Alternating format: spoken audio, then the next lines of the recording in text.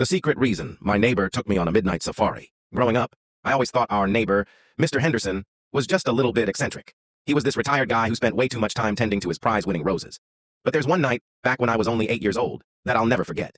It was a humid July evening, and the power had just flickered out across the whole block. My sister and I were scared, sitting in the dark, when Mr. Henderson practically kicked our back door down. He looked breathless, but he had this wild grin on his face. He told us to grab our flashlights and follow him to the basement immediately. He said we were going on a secret safari. He told us that rare silver leopards were roaming the neighborhood, and that if we looked out the windows, we'd scare them away with our human scent.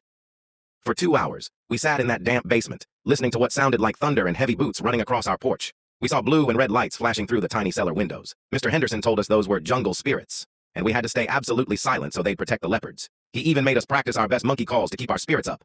I fell asleep thinking I'd lived through a literal fairy tale. It wasn't until I was 21, at Mr. Henderson's funeral, that my mom finally told me the truth. That night, a car thief had crashed into our mailbox and fled into our yard, armed and desperate. The thunder, we heard, was the police breaching the house next door.